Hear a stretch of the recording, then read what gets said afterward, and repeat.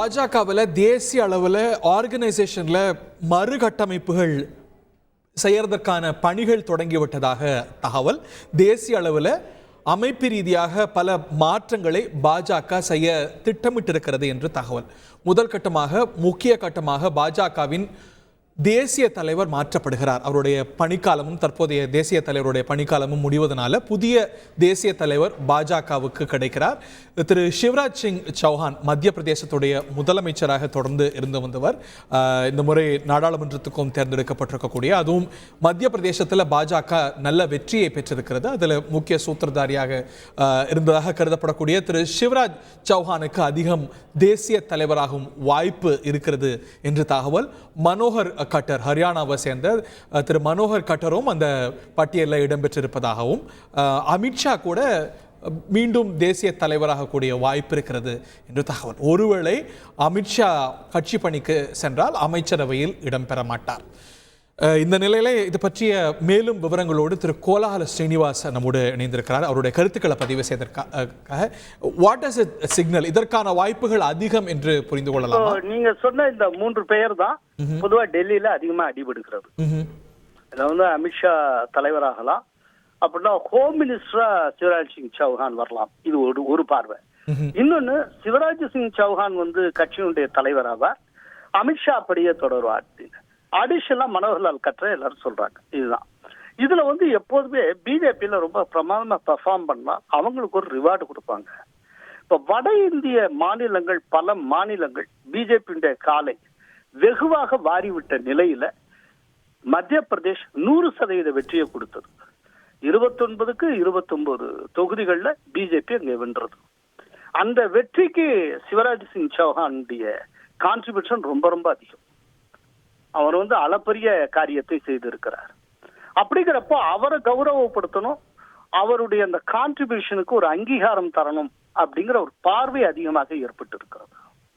அதனால சிவராஜ் சிங் சௌஹான் கட்சியினுடைய தலைவராவதற்கான வாய்ப்பு பிரகாசமாக இருக்கிறது. இன்னொன்னு, தொடர்ந்து 2 முறை மோடி பிரதமராக இருந்திருக்கிறார்.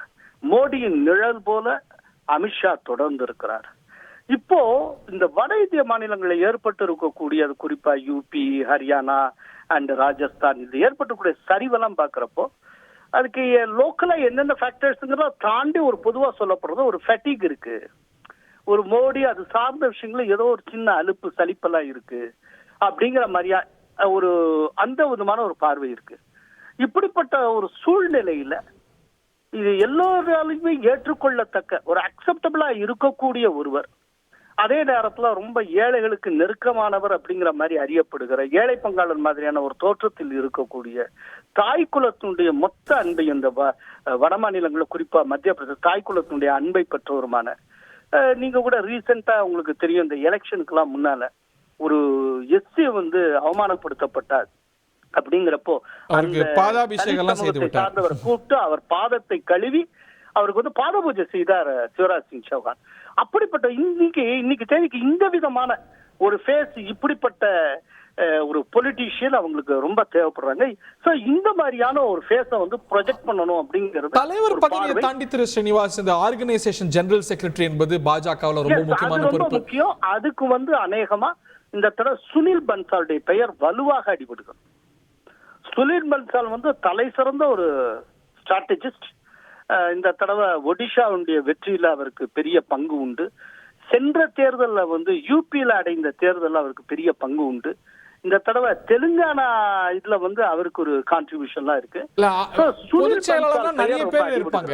அமைப்பு பொதுச் செயலாளர்னு பாஜக அதிகமா குறிப்பிட்டு சொல்றோம். why is it important? அதே வழியில லைவ் விஷுவல்ஸ் பார்க்கிறோம். திரு கோலால ஸ்ரீனிவாஸ், நம்ம திரு எல்கே அத்வானி இல்லத்துக்கு சென்று பாரத ரத்னா எல்கே அத்வானியிடம் என்டிஏ உடைய தலைவராக, நாடாளுமன்ற குழு தலைவராக தேர்ந்தெடுக்கப்பட்டிருக்கக்கூடிய பிரதமர் நரேந்திர மோடி ஆசி பெறக்கூடிய காட்சிகள், அத்வானி இல்லத்திலிருந்து வரக்கூடிய காட்சிகளை பார்க்கின்றோம். அத்வானியிடம் சென்று ஆசி பெறுகிறார் பிரதமர் நரேந்திர மோடி. கோஹெட் திரு ஸ்ரீனிவாஸ், ஏன் அமைப்பு செயலாளர்ங்கிறது, அமைப்பு பொதுச் செயலாளர் பிஜேபியில முக்கியமான பொறுப்பு? வேற எந்த கட்சியிலும் இல்லாத ஒரு புதுமையான ஒரு விஷயம் ஒண்ணு உண்டு.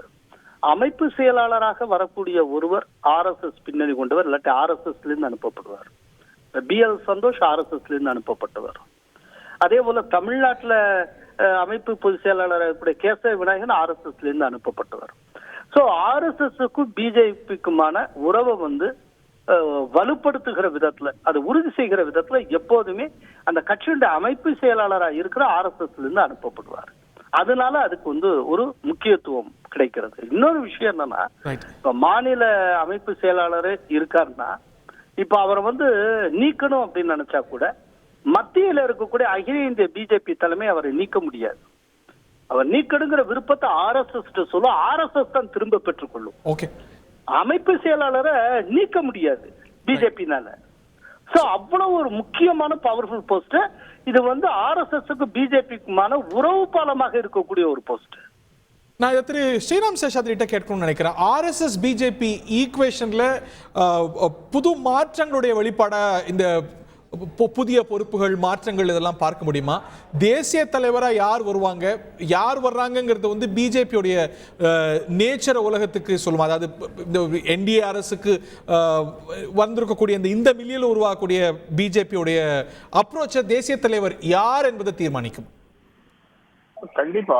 இப்போ கோலாகலா ஸ்ரீனிவாஸ் அவர்கள் சொன்னதோட ஒரு எக்ஸ்ட்ரா பாயிண்ட், நம்ம அன்புடன் மாமாஜி என்று அழைக்கக்கூடிய இவர் சிவராஜ் சிங் சௌஹான் தீவிர ஆர்எஸ்எஸ் பின்புலத்திலிருந்து வரவர். மனோகர்லால் கட்டரும் தீவிர ஆர்எஸ்எஸ் பின்புலத்திலிருந்து வரவர். சோ ஆர்எஸ்எஸ் தான அக்செப்ட் பண்ணிக்குது இந்த ரிசல்ட்டுக்கு அப்புறம்ங்கற ஒரு எண்ணம் வருமா? இல்ல, இது என்னன்னா உங்களுக்கு கொஞ்சம் இது ரிசல்ட்டுக்கு முன்னாடியே கூட தேர்தல்கள் நடக்கும் போதே கூட கொஞ்சம் ஆர்எஸ்எஸ் கோஆபரேஷன் பாஜகவுக்கு கொஞ்சம் சரிந்தது. எஸ்பெஷலி உத்தரப்பிரதேஷ்ல போன்ற இடங்கள் எல்லாம் நட்டா போன்றவர்கள் நாங்கள் ஆர்எஸ்எஸ்ஐ விட அவர்கள் தயவில் இன்வைட் இல்லைன்ற மாதிரி ஒரு பொருள்படும்படி சில விஷயங்கள்லாம் பேசினாங்க. அதனால அமித்ஷா அவர்கள் கட்சிக்கு திரும்ப கட்சியினுடைய பொறுப்பை கொடுப்பார்கள் என்று நம்பவில்லை. ஏன்னா அவருக்கும் கொஞ்சம் ஆர்எஸ்எஸோட ஒரு சின்ன ஒரு கருத்து வேறுபாடுன்னு சொல்ல மாட்டேன், அதாவது பாஜக கட்சி தனி ஆர்எஸ்எஸ் தனி என்ற ஒரு எண்ணம் விட்டதாக தான் மக்கள் அது ஆர்எஸ்எஸ் நினைக்கிறாங்க. நான் இன்னும் தெரிய உள்வாங்கிக்கணும்னு நினைக்கிறேன். 2004 வாஜ்பாய் மீண்டும் போட்டியிட்ட போது இந்தியா ஷைனிங் கேம்ப்ல நடந்த போது ஆர்எஸ்எஸ் அந்த அளவுக்கு பணியாற்றலைன்னு ஒரு அப்சர்வேஷன் உண்டு. அது போலத்தான் இந்த தேர்தலையும் 2024 யூபி மாதிரி இடங்கள்ல ஆர்எஸ்எஸ் அந்த அளவுக்கு தீவிரமா பணியாற்றலைங்கிற அப்சர்வேஷன் சரிதானா? கண்டிப்பா கண்டிப்பா. நான் அதுக்கு டேட்டாவோடய சொல்லுவேன். நீங்க பூர்வாஞ்சல் ஏரியாலையும் பீகார் அதுக்கு ஒட்டி இருக்கக்கூடிய பீகார்லயும் பாத்தீங்கன்னா பீகார்ல ஆர்எஸ்எஸ் பணியாற்றினாங்க, ஃபுல்லா வெற்றி பெற்றாங்க. பூர்வாஞ்சல் ஏரியால தோற்றார்கள், அங்க ஆர்எஸ்எஸ் வேலை செய்யவில்லை. இது பாஜகவுக்கு ஆர்எஸ்எஸ் உணர்த்தக்கூடிய ஒரு மெசேஜாவும் பார்க்கலாம். இது ஒரு இன்றைய பிஜேபி மேல அதிருப்தியில இருக்குன்னா சரியா? அதிருப்தின்னு சொல்றதை விட we don't want to punish, we want to discipline the government அப்படி என்று ஒரு 1.5 ஆண்டுகளுக்கு முன்னாடி ஒரு ஐடியலாக் என்னிடம் சொன்னார், ஆர்எஸ்எஸ் ஐடியலாக். ஏன்னா அவர்கள் ஒரு பியாண்ட் த பார்ட்டியை விட ஒரு தனி மனிதன் பெரிய ஆளாக வராங்கன்ற ஒரு கணக்கை அவர் சொன்னார். அதனால தோற்கடிக்க வேண்டும் என்று வேலை செஞ்சிருக்க மாட்டாங்க. ஆனா பெருமளவு இது நாங்க கர்நாடகா எலெக்ஷன்லயும் பார்த்தோம். கோஸ்டல் கர்நாடகால சிடி ரவி போன்றவர்கள்லாம் தோற்கக்கூடியவரே கிடையாது. கோஸ்டல் கர்நாடகால அங்கேயும் ஆர்எஸ்எஸ் வேலை செய்யாததுனால தோற்றார்கள். பாஜகவுக்கு ஆர்எஸ்எஸ் என்பது மிக மிக முக்கியம். எப்படிங்க வரக்கூடிய அமைப்பு மாற்றங்கள் பிஜேபி ஆர்எஸ்எஸ் உறவுல ஒரு ரீகாலிபிரேஷனுடைய வெளிப்பாடா இருக்குமா? பெரிய அளவு. ஏன்னா உங்களுக்கு ஆர்எஸ்எஸ் ஓட ஒரு இணக்கமான சூழ்நிலை உருவாக்குவதற்கு தான் அந்த BL சந்தோஷ் அந்த அமைப்பு செயலாளர் என்ற பொறுப்பே இருக்கு. அதனால்தான் கோலாகல ஸ்ரீனிவாஸ் அவர்கள் சொன்ன மாதிரி அதுக்கு நாமினேட் பண்ணப்படுபவர் ஆர்எஸ்எஸ்ல இருந்தோ ஆர்எஸ்எஸ் பின்புலத்துல இருந்தோ வருபவர். அவர்களை வித்ட்ரா பண்ணுவதற்கு கூட அதிகாரம் ஆர்எஸ்எஸ்க்கு தான் உண்டு, மாற்றுவதற்கு உண்டான அதிகாரம் ஆர்எஸ்எஸ்க்கு தான் உண்டு. அதுதான் அவங்களுடைய பைலாஸ்ல அவங்களுடைய புரோட்டோகால்ல இருக்கு. அப்படி இருக்கும்போது அந்த இணக்கமான ஒரு சூழ்நிலை ஏற்படுத்தக்கூடிய அந்த ஒரு பாலமாக அமைவதுதான் அந்த அமைப்பு செயலாளர். இன்ஃபேக்ட் இவர் ஸ்ரீனிவாசன் சொன்னதோட தாண்டி அமைப்பு செயலாளருக்கு இருக்கக்கூடிய அதிகாரங்கள் சிக்னேட்டரி அதிகாரங்கள். அதாவது ஒரு யாரையாவது ஒரு பொறுப்பில் அமர்த்த வேண்டும் என்றால் அவர்களுடைய ஒப்புதல் இல்லாமல் மாநில தலைவர். பாஜக தேசிய தலைவராக யார் வரதுக்கான வாய்ப்பு இருக்குன்னு உங்களுக்கு தெரியுது? மனோகர்லால் கட்டர் பெயர், சௌஹான் பெயர், டாப் மோஸ்ட் சௌஹான் தான். அது இல்லைன்னா மனோகர்லால் கட்டர். இந்த 2 பெயர்கள் தான். மனோகர்லால் கட்டர் பாஜக தேசிய தலைவரானால் ஒரு தமிழ் பேசக்கூடிய பாஜக தேசிய தலைவர், தமிழ் பேசக்கூடிய ஆர்எஸ்எஸ் தீவிர தமிழ் பின்புலம் உடைய மோடியினுடைய நெருங்கிய நண்பர் தலைவராகிறார். ஓகே, நீங்க விவரிச்சிட்டு இருந்த அந்த பாயிண்ட் தான் திரு ஸ்ரீனிவாஸ் கிட்ட மீண்டும் கேட்கணும்னு நினைக்கிறேன். இது வந்து ஆர்எஸ்எஸ் பிஜேபி உறவுல ஒரு ரீகாலிபிரேஷனுடைய வெளிப்பாடா பார்க்க முடியுமா? ஒரு ஃப்ரிக்ஷன் இருக்கு, அதை கோர்ஸ் கரெக்ட் பண்றதுக்கு அவங்க அசர்ட் பண்றாங்க, இதனது வெளிப்பாடாக பார்க்க முடியுமா மாற்றங்கள் நடந்தா? இல்ல வந்து ஒண்ணு. ஹலோ, எஸ் திரு ஸ்ரீனிவாஸ். அதாவது ஃப்ரிக்ஷன்ங்கிற வார்த்தையை நான் மறுக்கிறேன், அதை நிராகரிக்கிறேன். ஃப்ரிக்ஷன் கிடையாது. எப்போதுமே ஆர்எஸ்எஸ்க்கும் பிஜேபிக்கு இடையில இருக்கிற உறவு தந்தைக்கும் மகனுக்குமான உறவு மாதிரி. அப்பப்போ மகனுக்கு சில கரெக்ஷன்ஸ் கொடுப்பாங்க. இந்த தடவை கூட பாருங்க, கொஞ்சம் ஒர்க் பண்ணல, தொகுதி குறைவாச்சு, ஆனால் பிரதமராக மோடி தான் வரப்போகிறார். பிஜேபிக்கு பெரும்பான்மை கிடைக்கல, ஆனா என்டிஏவுக்கு கிடைச்சது. திரும்ப மோடியோட ஆட்சி தான். ஒரு கரெக்ஷன் போட்டாங்க, ஒரு வாணி. சோ ஆர்எஸ்எஸ் அந்த அளவுக்கு ஒர்க் பண்ணலங்கறத நீங்களும் ஏக்குறீங்க? அந்த இல்ல, எனக்கு ஈவன் உங்களுக்கு ஸ்மிருதி இரானி தோற்றதுக்கு ஆர்எஸ்எஸ் ஒர்க்கே பண்ணல. ஆர்எஸ்எஸ் ஸ்மிருதி இரானி பயன்படுத்துவாங்களா? அவங்க தனியா ஒரு டீமை வச்சுட்டு அவங்க பண்ணிட்டு இருந்தாங்க. ஆர்எஸ்எஸ் எனக்கா ஒர்க் பண்ணல, வேண்டாம்னே சொன்னாங்க. வேண்டாம் சொன்னாங்க, அதுக்கு தான் அவங்க அந்த அடி வாங்கினாங்க.